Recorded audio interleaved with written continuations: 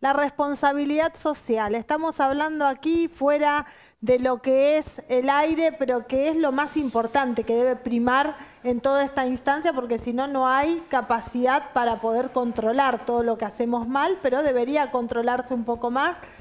Decíamos antes de ir a la pausa, los protocolos para volver a los jardines. ¿Los presentaron? ¿En qué consisten? Bien, bueno, nosotros proponemos volver primero con un cupo más reducido del que ya teníamos. Nosotros por sala trabajábamos, antes de todo esto, con un cupo entre 10 a 15, 18 alumnos. El protocolo provee ingresar primero con los hijos de aquellas familias que no tienen realmente con quién dejarlo.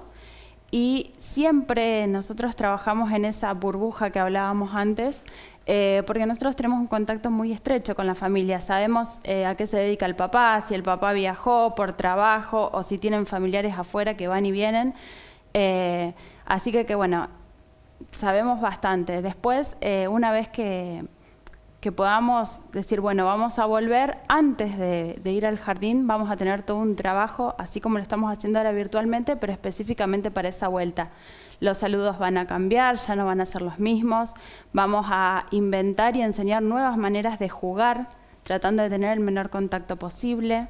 Y después, bueno, el ingreso al establecimiento va a ser con la declaración jurada por parte de las familias y se va a tomar la temperatura, higiene de calzado, las cosas que ya estamos acostumbrados a hacer de manos y demás. Vamos a tener la actividad, el compartir como compartíamos antes, por el momento va a dejar de ser compartir, compartiremos otras cosas, pero que no tengan que ser el contacto. Cada niño va a trabajar con su kit de trabajo, el cual va a ser personal, y cuando termine la actividad se va a higienizar. Está programado también la ventilación y rotación de los ambientes cada 45 minutos.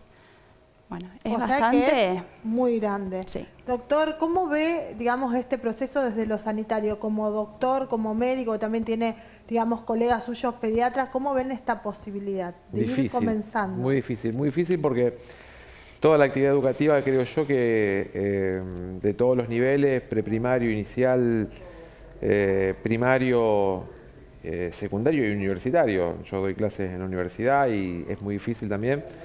Creo que va a sufrir todo este año lectivo, va a sufrir las consecuencias de estar atravesado por la pandemia.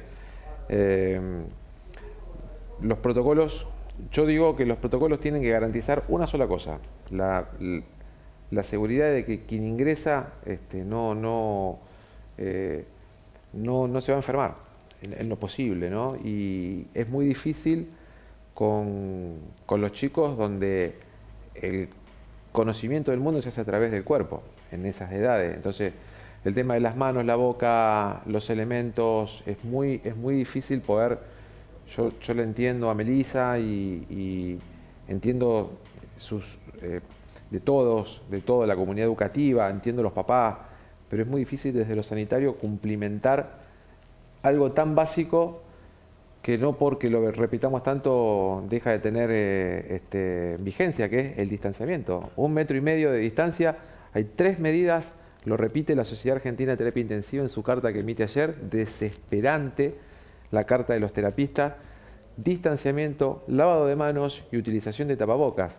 ¿Cómo hacemos para que un chico se mantenga con su tapabocas adentro de una institución educativa? Lo hablamos en un ratito porque también vamos a hablar de la circulación que decía. Tampoco es bueno que el chico esté de casa en casa y de los abuelos que hoy no, digamos, se complica también esta situación de que estén varios chicos, pero lo hablamos en un ratito, doctor, porque ya tengo del otro lado, en este caso, desde la ciudad de Casilda, Andrés Golosetti, el intendente. Buenas tardes, ¿cómo está? Gracias por el contacto.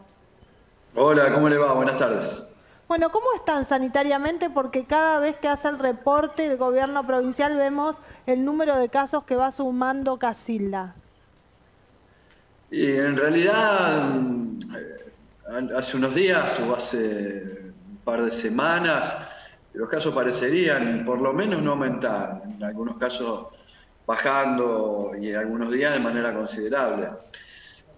Sin perjuicio de eso, estamos con que es lo que a mí más me preocupa, ¿no? Que más allá de la cantidad de casos, con una ocupación de camas fundamentalmente de terapia intensiva alta. con una situación que nos pone al borde de la saturación, es decir, de completar la capacidad que tenemos. Así que preocupados, yo verdaderamente pareciera que a veces no terminamos de comprender la gravedad de la situación en la que nos encontramos, ¿no? Estoy hablando de la ciudadanía en general. ¿Cómo es el comportamiento allí, Andrés? Porque aquí hablábamos de esto de la responsabilidad social, porque al no haber vacuna hay un gran porcentaje de acciones que depende de lo individual. ¿Cómo es el comportamiento allí de la comunidad en Casilda? Mire, nosotros tuvimos casi 3 meses sin casos. Eso, si bien era una buena noticia, verdaderamente tengo la impresión que nos jugó una mala pasada, porque en la imaginación de más de uno estaba que esto se había pasado, de que era una situación que no nos iba a afectar, independientemente o a contrapelo de las recomendaciones que nosotros hacíamos todo el tiempo, respecto de que, muy por el contrario, lo que nosotros suponíamos que la llegada del invierno, donde este tipo de enfermedades se propagan con mayor facilidad, bueno, la cercanía con lugares donde el virus hacía tiempo ya tenía circulación comunitaria, nos hacía pensar nosotros que en realidad estábamos a las puertas de la peor de las situaciones.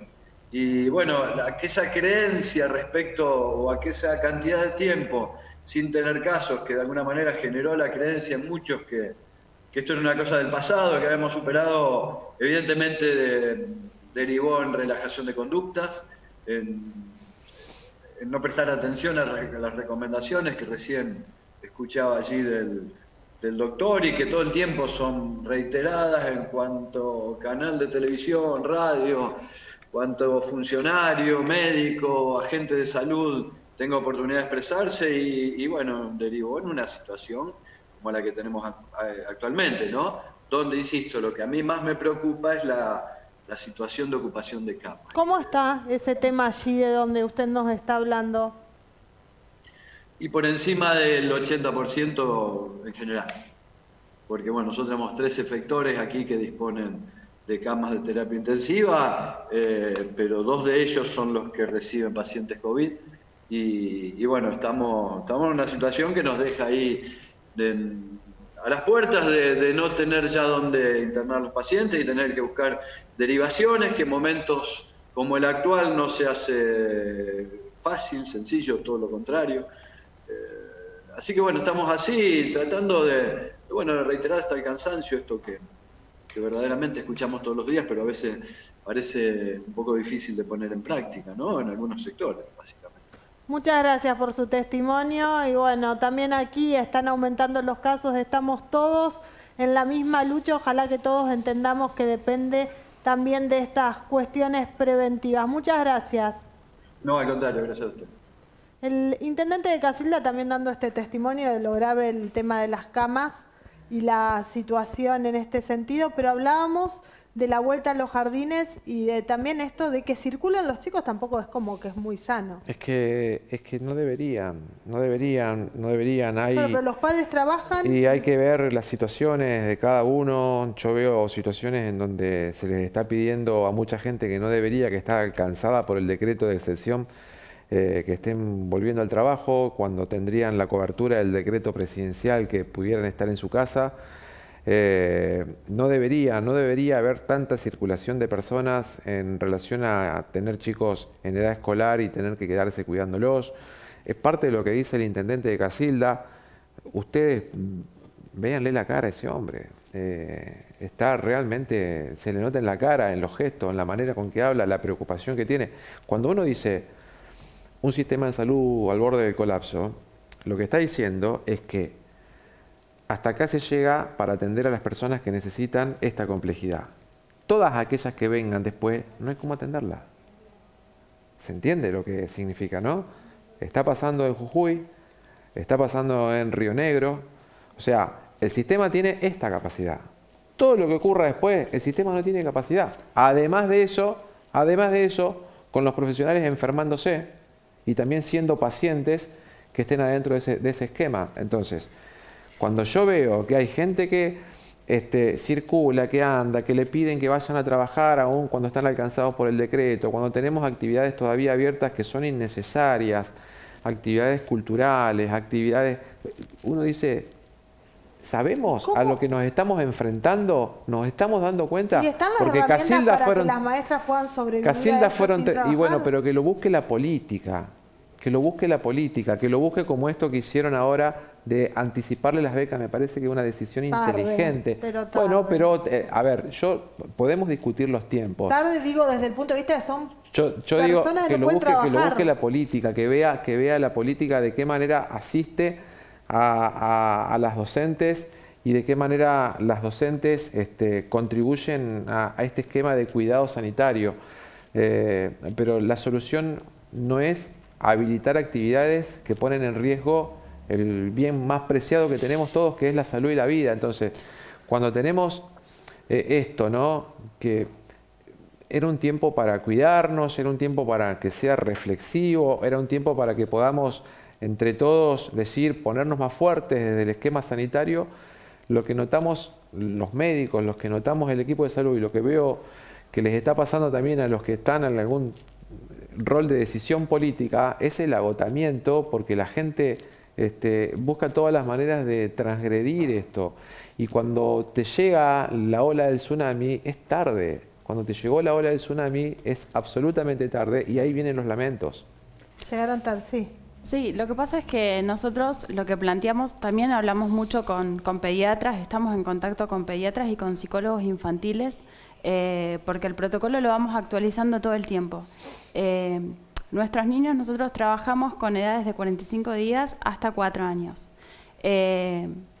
Entendemos los cuidados y ellos los entienden muy bien, porque los chicos, si algo tienen de bueno, es que ellos absorben incorporan todos estos hábitos de higiene mucho más rápido que quizás los adultos, y son quienes nos recuerdan si no higienizamos nuestro calzado antes de entrar en casa o si no nos lavamos las manos correctamente, son ellos. Todo está habilitado en nuestra provincia para mayores de 12 años. ¿Y los de 12 años no son un riesgo también? No, todo no. Las actividades educativas no están habilitadas en toda la Argentina. Todavía el Ministerio de Educación no habilitó las actividades educativas presenciales. Las provincias que sí intentaron habilitar las actividades educativas tuvieron que ir para atrás. Jujuy es una de ellas, San Juan es otra. Tuvieron que volver de fase. Jujuy está con el sistema totalmente de salud colapsado, con la necesidad de que el gobierno nacional lo haya asistido con médicos terapistas y equipos de terapia intensiva para poder soportar. San Juan tuvo que volver a fase 1 en Capital, Caucete, en varios departamentos. El sistema educativo es una opinión mía. No, pero no hablo solo de la educación, hablo de otras actividades recreativas también. No, pero estamos hablando acá del tema de los jardines. El tema de los jardines yo lo veo desde el punto de vista educativo. Y me parece que nosotros, hoy, como provincia, la fase epidemiológica que se nos viene, la que estamos atravesando, es la que ya está pasando en Buenos Aires, con otra estructura poblacional, con otra dinámica de poder soportar una demanda. Hoy la demanda que tiene capacidades Rafaela y la región, porque Rafaela soporta la demanda de toda la región, es limitadita, es la justa y necesaria. No lo estresemos, no lo pongamos al borde. Lo último, Adrián, no nos hicieron la cruz, porque muchos fierreros dicen no nos van a traer más la carrera porque se enojaron de la CTC por esto que pasó, pero no van a correr en ningún lado este fin de semana aparentemente. No, pero bueno, la relación es excelente. Bien. Hace muchísimos años que tranquilidad para los fierreros. Venimos trabajando juntos, hay plena confianza. Nosotros sostenemos que tenemos dos pilares fundamentales para desarrollar carreras. Uno es la historia que tiene el Club Atlético en automovilismo y la otra, que en este caso hubiese sido contraproducente, el gran acompañamiento de la gente que nos apoya y bueno, hoy creo que nos está entendiendo. De todas formas, creo que el mensaje que hay que tratar de dar es que hay que aprender a convivir con el virus. Porque todavía no está la vacuna. Excelente mensaje para cerrar este bloque. Nos vamos a la pausa. Cuando volvemos nos despedimos, pero antes vamos a tener cortita de Tercén que nos va a repasar cómo está la situación sanitaria hasta ahora.